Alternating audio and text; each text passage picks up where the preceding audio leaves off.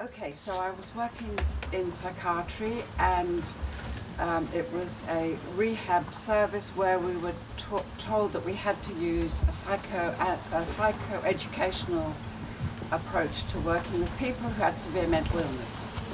And at the same time, two people came into our work life, and that was David and Michael.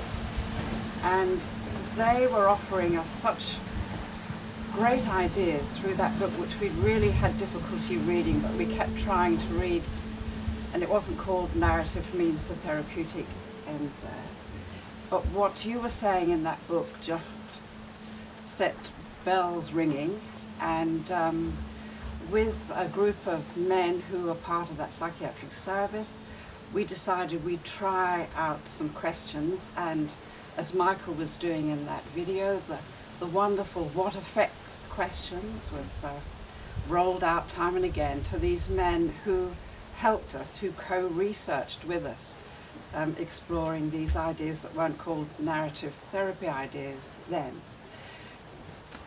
Quite soon after that, we were invited to present at a workshop, and this was a great opportunity to talk about the excitement that Marilyn O'Neil and I had about trying these ideas of what we were calling deconstructing questions and alternate stories, to present them at a conference, a psychiatric conference. And we were really excited because our co-researchers came with us in the form of a video. The two of us sat waiting for the start of this workshop. It was the very first one we'd ever done, and slowly the people came in, and Cheryl White arrived and sat in and said, "Oh, hi." She said, "I've got some other people coming along." And so along came David, and along came Michael White. And so this was the very, very first experience of teaching these ideas. And I tell you what, I think it was the fact that we had our team with us, the guys, you know, in the video.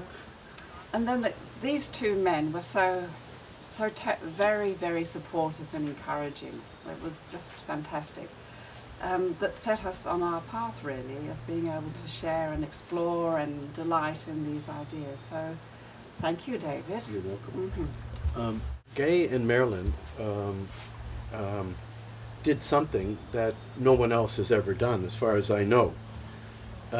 When, in the early days, I would go around, and ask people how long it took them to feel comfortable, let's just say it, speaking narrative therapy.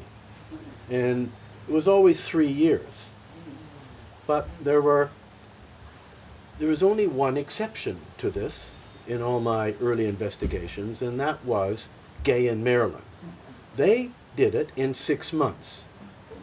But listen how they did it. They both met each other the first day at work, I think. Yeah.